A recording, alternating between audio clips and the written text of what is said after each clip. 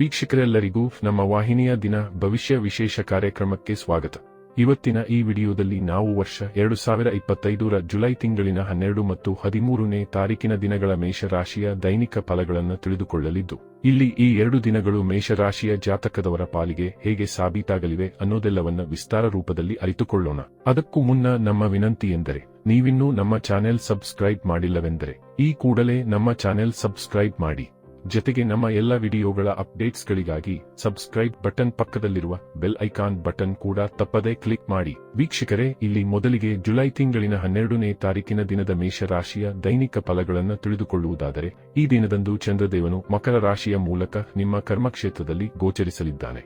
ಹೀಗಾಗಿ ಇಲ್ಲಿ ಚಂದ್ರದೇವನು ನಿಮ್ಮನ್ನ ಭಾಗ್ಯದ ಭರವಸೆಯ ಮೇಲೆ ಬಿಡುವುದಿಲ್ಲ, ಬದಲಿಗೆ ಇಲ್ಲಿ ಕರ್ಮಗಳ ಮೇಲೆ ನಿಮ್ಮನ್ನ ಹೆಚ್ಚು ಫೋಕಸ್ಡ್ ಆಗಿರಿಸಲಿದ್ದಾನೆ. ಇಲ್ಲಿ ನೀವು ಪರಿಶ್ರಮ ಮತ್ತು ಶ್ರದ್ಧೆಯ ಮೂಲಕ ನಿಮ್ಮ ಕೆಲಸ ಕಾರ್ಯಗಳಲ್ಲಿ ತೊಡಗಿಕೊಳ್ಳುವುದು ನಿಮಗೆ ಹೆಚ್ಚು ಲಾಭದಾಯಕವಾಗಿ ಸಿದ್ಧಗೊಳ್ಳಲಿದೆ. ಜೊತೆಗೆ ಈ ದಿನದಂದು ನಿಮ್ಮ ಬಹುತೇಕ ಪೆಂಡಿಂಗ್ ಕಾರ್ಯಗಳನ್ನು ಪೂರ್ಣಗೊಳಿಸಲು ನಿಮಗೆ ಸಾಧ್ಯವಾಗಲಿದೆ. ಹಾಗೆ ಇಲ್ಲಿ ನೀವು ನಿಮ್ಮ ವ್ಯಾಪಾರ ಕ್ಷೇತ್ರದಲ್ಲಿ ನಿಮ್ಮ ಪರಿಶ್ರಮದಿಂದಾಗಿ ಸಫಲತೆಯನ್ನು ಹೊಂದಲಿದ್ದೀರಿ. ಇಲ್ಲಿ ಹೊಸ ವ್ಯಾಪಾರದ ಪ್ರಾರಂಭವನ್ನು ಸಹ ನೀವು ಮಾಡಬಹುದಾಗಿದೆ. ನೌಕರಸ್ಥ ಜಾತಕದವರ ಪಾಲಿಗೂ ಸಮಯ ವಿಶೇಷವಾಗಿರಲಿದ್ದು, ಖಂಡಿತ ಇಲ್ಲಿ ನೌಕರಿಯ ಕ್ಷೇತ್ರದಲ್ಲಿಯೂ ಸಫಲತೆಯ ಪ್ರಾಪ್ತಿ ಉಂಟಾಗಬಹುದಾಗಿದೆ. ಇನ್ನು ಇದರ ಜೊತೆಗೆ ಈ ದಿನದಂದು ನಿಮ್ಮ ಭೌತಿಕ ಸುಖದಲ್ಲಿಯೂ ವೃದ್ಧಿ ಕಂಡು ಬರಲಿದೆ. ಇಲ್ಲಿ ನಿಮ್ಮ ಮನೆಗೆ ಬೆಲೆ ಬಾಳುವ ವಸ್ತುಗಳ ಆಗಮನವಾಗಲಿದೆ. ವಿಶೇಷವಾಗಿ ಇಲ್ಲಿ ನಿಮಗೆ ನಿಮ್ಮ ಮಾತಾ ಪಿತೃವಿನ ಸುಖದ ಜೊತೆಗೆ ಅವರ ಸಹಕಾರವೂ ಕೂಡ ಲಭಿಸಲಿದೆ. ಅಲ್ಲದೆ ಇಲ್ಲಿ ನಿಮಗೆ ನಿಮ್ಮ ಸಂಗಾತಿಯ ಮನೆಯ ಪಡೆಯವರ ಸಹಕಾರದ ಪ್ರಾಪ್ತಿಯೂ ಕೂಡ ಲಭಿಸಲಿದೆ.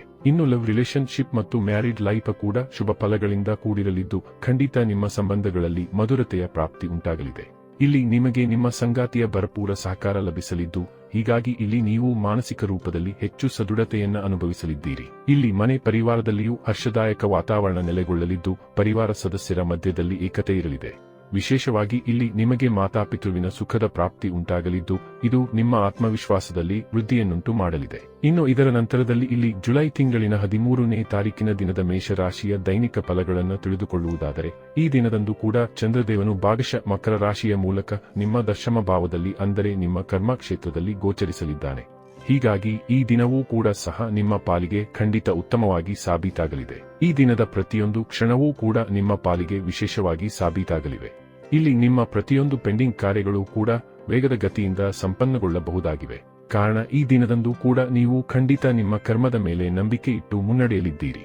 ಇಲ್ಲಿ ನೀವು ನಿಮ್ಮ ಬೇಜವಾಬ್ದಾರಿತನವನ್ನು ಸಹ ತ್ಯಾಗ ಮಾಡಲಿದ್ದು, ಅತ್ಯಂತ ಜವಾಬ್ದಾರಿಯುತವಾಗಿಯೂ ಕಂಡು ಬರಲಿದ್ದೀರಿ. ವಿಶೇಷವಾಗಿ ಇಲ್ಲಿ ನೀವು ನಿಮ್ಮ ಮನೆ ಪರಿವಾರದ ಜವಾಬ್ದಾರಿಗಳನ್ನು ಸಹ ಉತ್ತಮ ರೀತಿಯಲ್ಲಿ ನಿಭಾಯಿಸಬಲ್ಲವರಾಗಿ ಕಂಡು ಬರಲಿದ್ದೀರಿ. ಈ ವಿಶೇಷ ಸಮಯದಲ್ಲಿ ನೌಕರಿ ಮಾಡುವ ಜಾತಕದವರು ಕೂಡ ತಮ್ಮ ಜವಾಬ್ದಾರಿಗಳನ್ನು ಅತ್ಯುತ್ತಮ ರೀತಿಯಲ್ಲಿ ನಿಭಾಯಿಸಬಲ್ಲವರಾಗಿ ಕಂಡು ಬರಲಿದ್ದಾರೆ.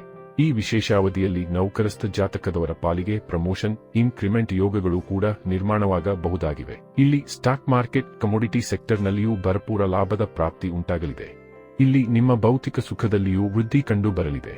ಇಲ್ಲಿ ದುಬಾರಿಯೂ ಮತ್ತು ಬೆಲೆ ಬಾಳುವ ವಸ್ತುಗಳು ನಿಮ್ಮ ಮನೆಗೆ ಆಗಮಿಸಲಿವೆ. ಈ ವಿಶೇಷ ದಿನಗಳಂದು ನೀವು ಯಾತ್ರೆಗಳನ್ನು ಸಹ ಪ್ಲಾನ್ ಮಾಡಬಹುದಾಗಿದ್ದು, ಖಂಡಿತ ಈ ಯಾತ್ರೆಗಳು ನಿರ್ವಿಘ್ನವಾಗಿ ಮುಂದುವರೆಯಲಿವೆ. ಇಲ್ಲಿ ನಿಮ್ಮ ಸಂಗಾತಿಯ ಮನೆಯ ಕಡೆಯವರೊಂದಿಗಿನ ಸಂಬಂಧವೂ ಕೂಡ ಸಾಕಷ್ಟು ಸದೃಢವಾಗಿ ಕಂಡು ಬರಲಿದೆ.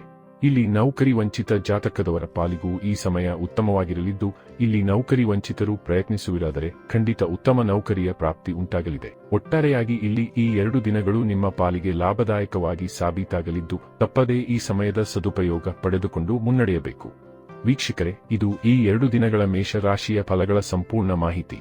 ಈ ಮಾಹಿತಿ ನಿಮಗೆ ಇಷ್ಟವಾದರೆ ದಯವಿಟ್ಟು ವಿಡಿಯೋವನ್ನು ಲೈಕ್ ಮತ್ತು ಶೇರ್ ಮಾಡಿ.